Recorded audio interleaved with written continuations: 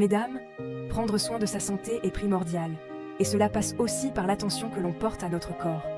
L'autopalpation des seins est un geste simple, rapide et indolore qui peut s'avérer crucial pour détecter précocement d'éventuelles anomalies. En effet, plus un cancer du sein est détecté tôt, plus les chances de guérison sont importantes. Il ne s'agit pas de se prendre pour un médecin, mais d'apprendre à connaître son corps et à repérer tout changement inhabituel. Rassurez-vous, l'autopalpation n'est pas réservée aux professionnels de santé et quelques minutes par mois suffisent pour la réaliser. N'oubliez pas que cette pratique est complémentaire aux examens médicaux réguliers.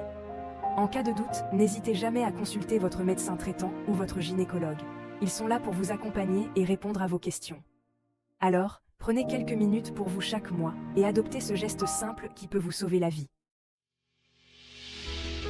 Le meilleur moment pour pratiquer l'autopalpation des seins est après vos règles, entre le 5e et le 7e jour du cycle. Vos seins sont alors moins sensibles et moins tendus, ce qui facilite l'examen. Si vous êtes ménopausé, choisissez un jour fixe dans le mois pour prendre facilement ce réflexe. L'important est de réaliser cet examen régulièrement, chaque mois, pour détecter tout changement inhabituel. Choisissez un moment où vous êtes détendu et où vous avez du temps devant vous. La précipitation est à bannir.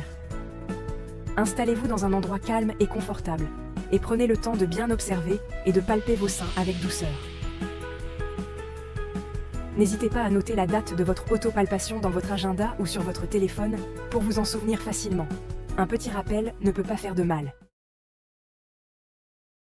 L'autopalpation commence par une observation attentive de vos seins devant un miroir. Placez-vous debout, torse nu, et observez attentivement la forme, la taille et la couleur de vos seins.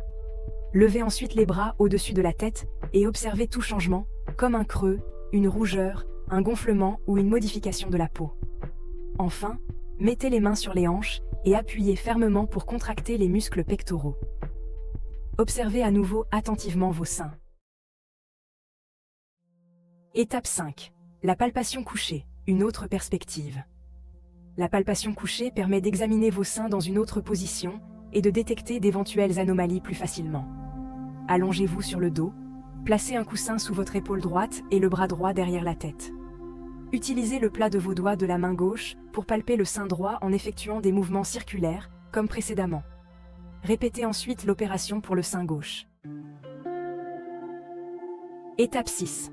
Consultez un professionnel, ne pas hésiter. L'autopalpation des seins n'est pas un diagnostic médical. Si vous constatez l'un des signes suivants, consultez rapidement un professionnel de santé. Une grosseur ou une boule dans le sein ou l'aisselle, même indolore. Un écoulement anormal du mamelon. Une rougeur, une irritation ou une peau d'orange au niveau du sein. Une rétractation du mamelon. Une augmentation de la taille ou de la forme d'un sein. Une douleur persistante au niveau du sein. N'attendez pas pour consulter. Plus tôt un cancer du sein est diagnostiqué, plus les chances de guérison sont importantes. Prenez soin de vous et de votre santé.